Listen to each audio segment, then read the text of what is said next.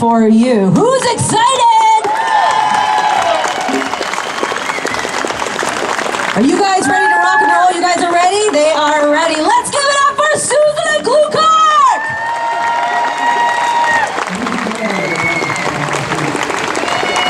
Thank you.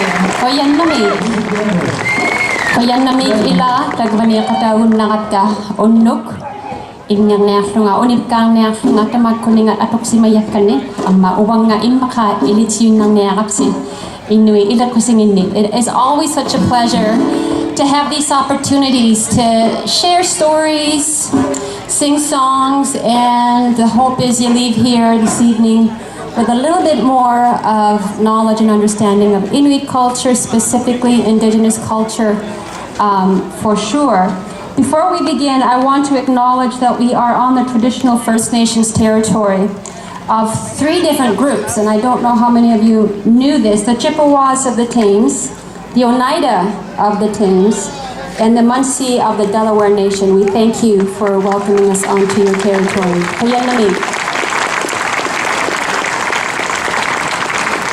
So a series of songs in kind of an order, beginning with what would have been one of my first songs to have ever written in the early 1990s when I first moved to Ottawa, one of the first songs I ever wrote, and an album that is all about some of the things we still hear of as Indigenous people today, the things that we struggle with. This first song was written about one of my first experiences losing someone I loved, whom I'd gone through high school with and lost shortly after that to suicide.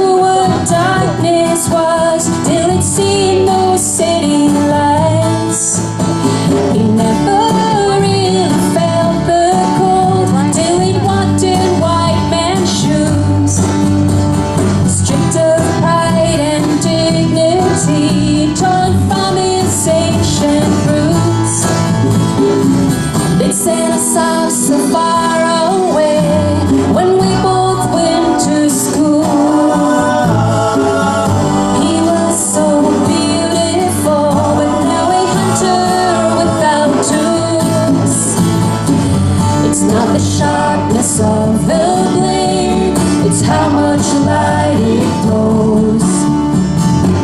It's more the way the wisdom's used than just how much one knows. Why would you pick the perfect flower when you could have watched it grow? It's such a careless waste of life when you put the art in rose.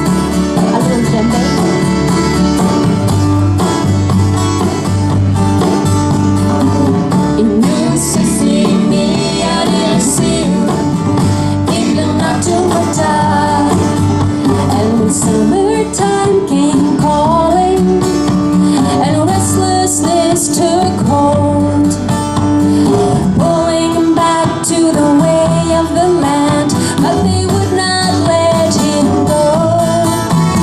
So when his hopes had taken flight, and his dreams all but let go,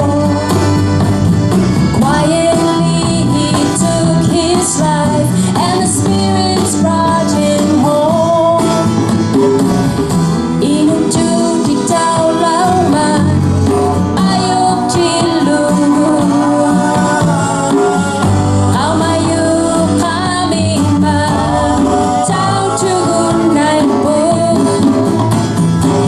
It's not the sharpness of the blade, it's how much light it throws.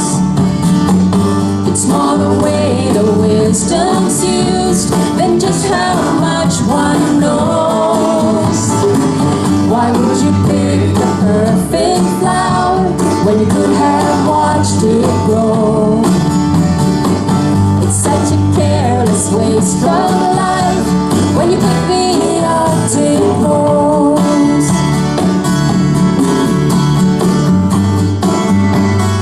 Under the Arctic rose.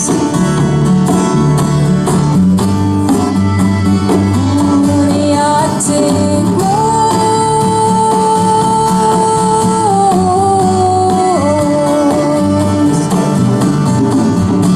You see me, I never see you. Ignorant not to matter.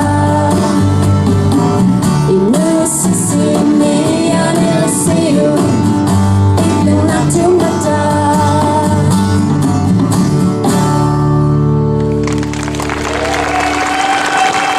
Kanyang lamig. Thank you.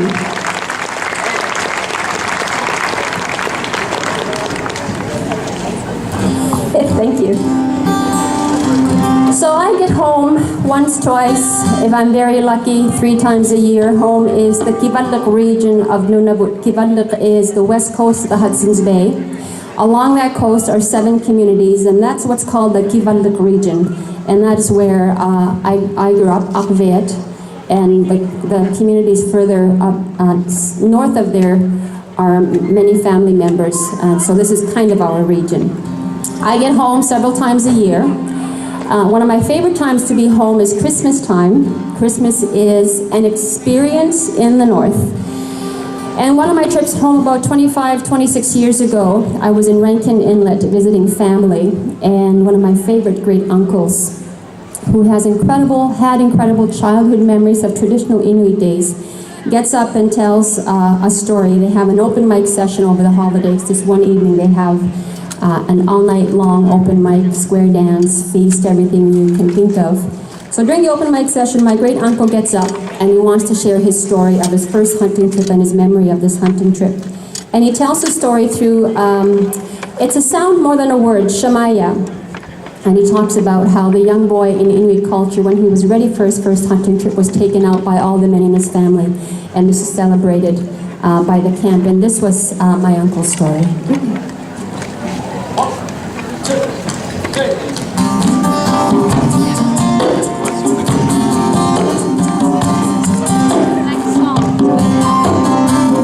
More djembe.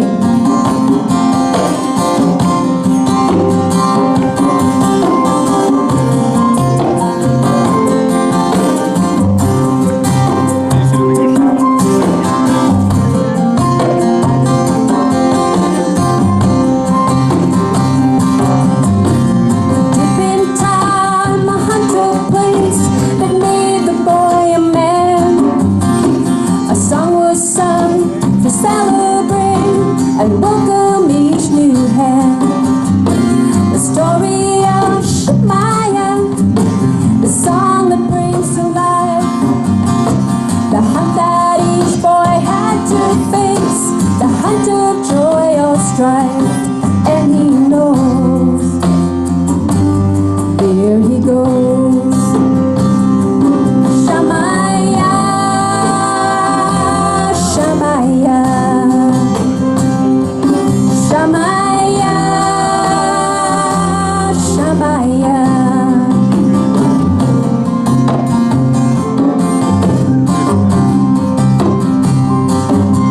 So they pedaled down the water's edge, a journey of first strikes. His trembling hands, a clenching tongue, excitement in his eyes. The old man starts to tell him of a journey just like this, when 40 years before he lost himself in this same man, and the boy became a man. Shamaya, Shamaya, Shamaya,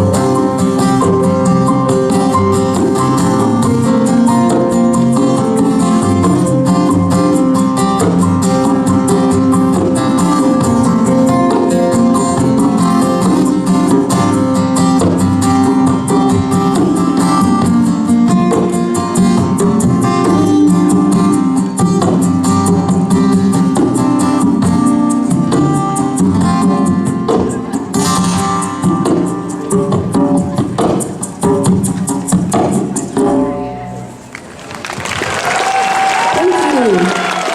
Just a little more vocal. Kuyang lamig.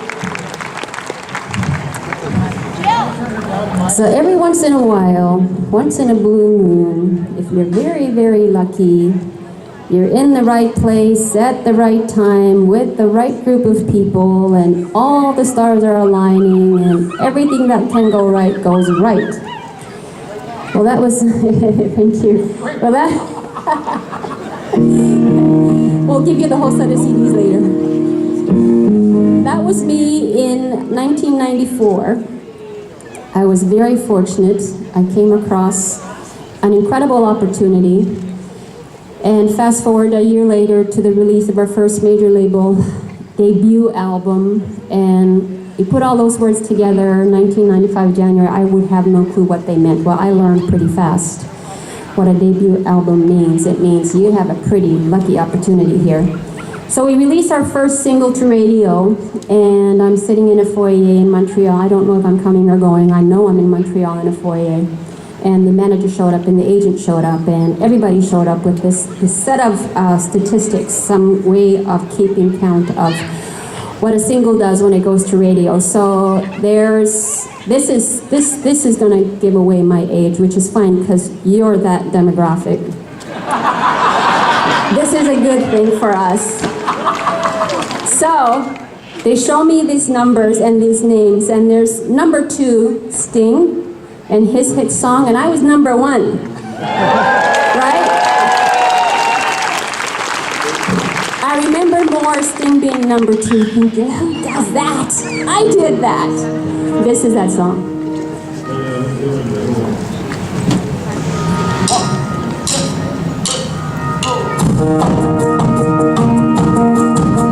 So a little bit of all of it.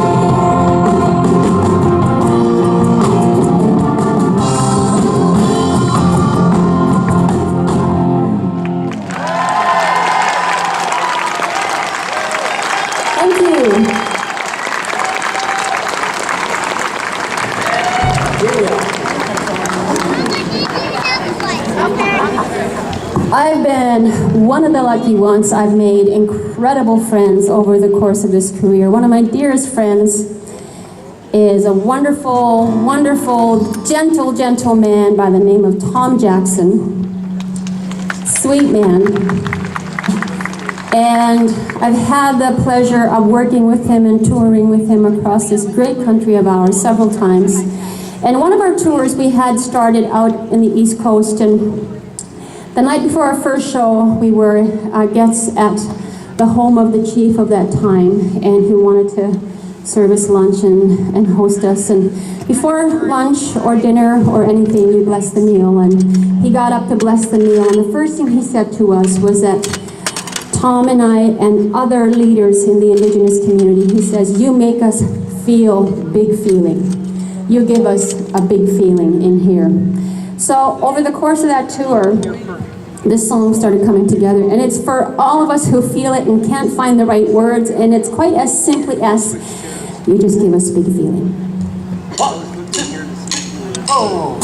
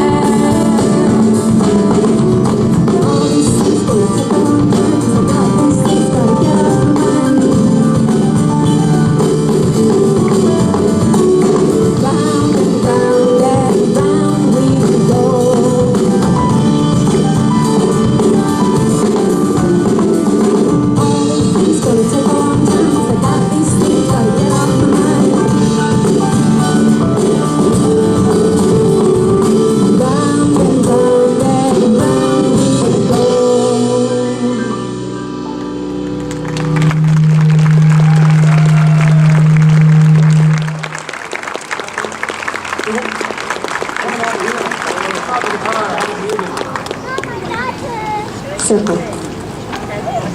Circle. Yep. I want to see how far this mic will let me go. Can I walk up there? Yeah? It's not us, it's the front of house, so. So far, so good. So another funny story. I grew up, as I said, in small town Nunavut. And one of our favorite pastimes, unless you're a preacher's kid, like all of us were in our household, yeah, except on bingo night. It wasn't much fun on bingo night as a preacher's kid because you weren't allowed to play. So we're playing the show in northern Manitoba, and it's a Friday night, and it's a sold-out show, arena, and 6:30 comes along, and not very many people in this arena. So there's tables set up on the side, and I thought I'm going to go over and have a chat with the ladies while we wait, because 6:30, not much going on. 6:45, still not much going on. The show's supposed to start, I think, about 7:30 or so. And went to the agent, and I asked, hello, if everything was okay, and they said, yeah, you're all good. As soon as bingo's done, they will show up. And sure enough, bingo's done, 7:38, and there were the other 980. It gave me a couple of minutes to go and chat with the ladies who had set up on the side, T and Bannock, and I had decided it was time to write this next song, and I didn't know how to write it. It's much like the situation we're in right now. What does reconciliation really mean, and how do we all participate? What are each's role in this thing called reconciliation? None of us really clearly knows. We all have a different role to play. We all represent different generations of both sides of that conversation, but what do? We don't know. But you gotta start somewhere. So this song I decided to write, I went and asked him a couple of times until finally one of the older ladies just simply said, we're still afraid. And that's what this song became.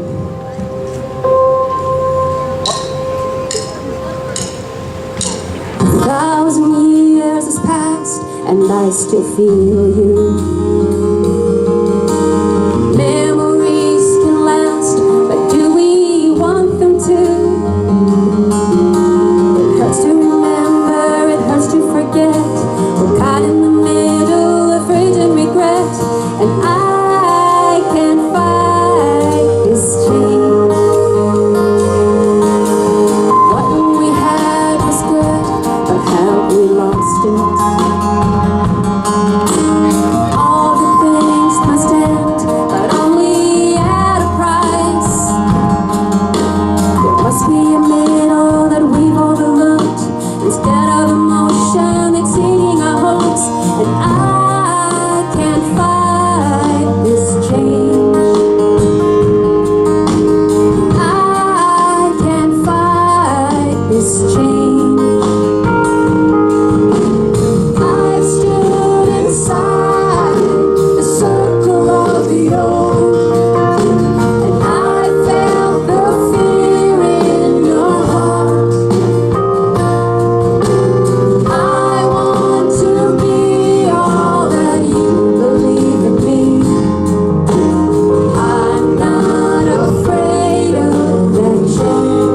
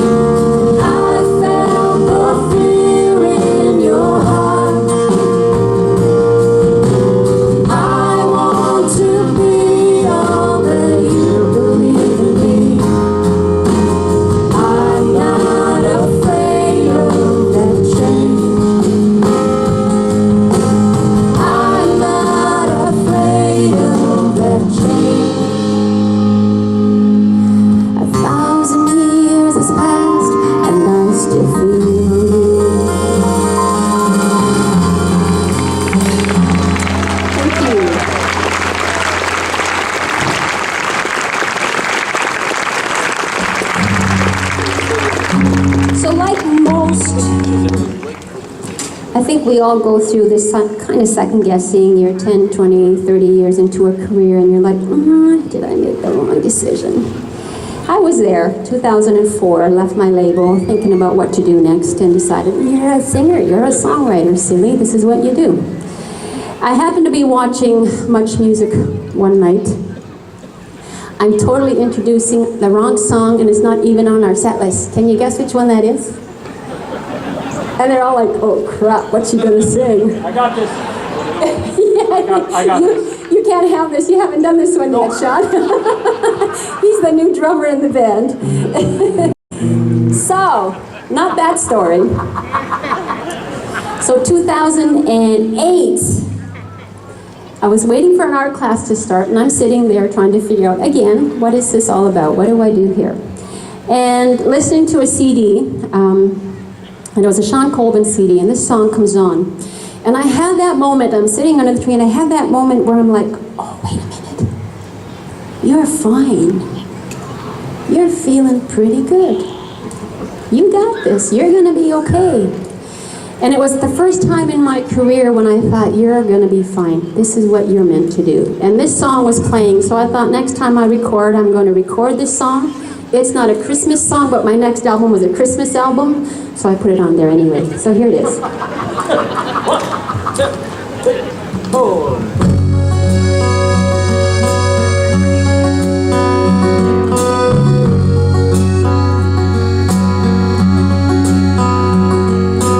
Home is where I want to be. Pick me up and turn me round. I come home, born with a weak heart. I guess I must be having fun. The less we say about it, the better. Let's make it up as we go along. Feet on the ground, head in the clouds. It's okay, I know nothing's wrong. Hi-oh, got light in your eyes.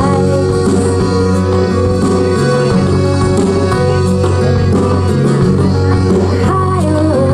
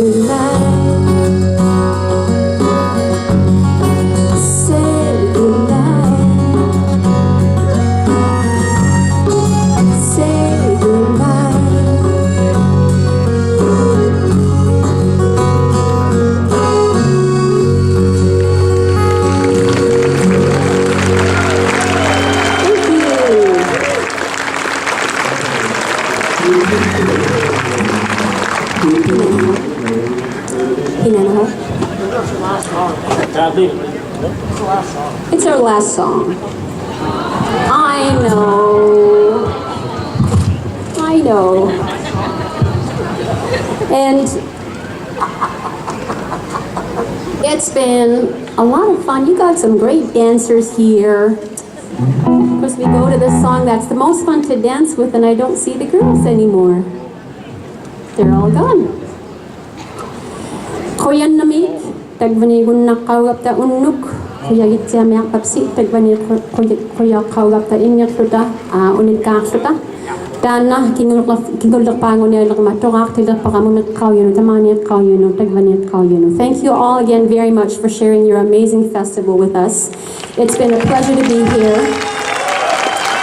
Thank you.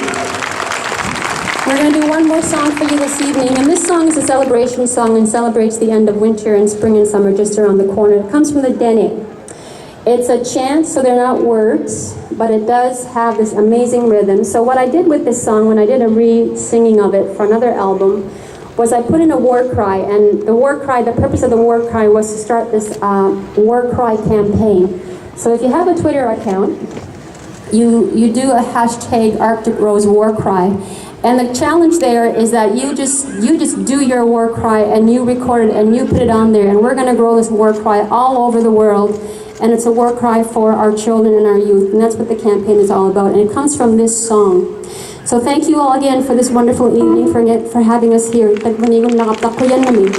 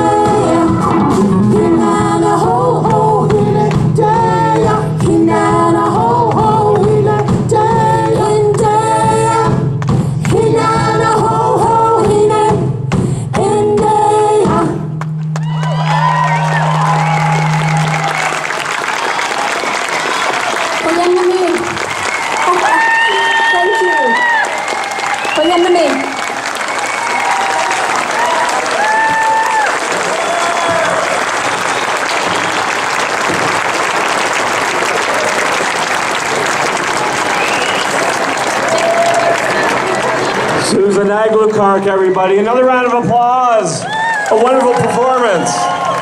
Thank you, Susan. You know,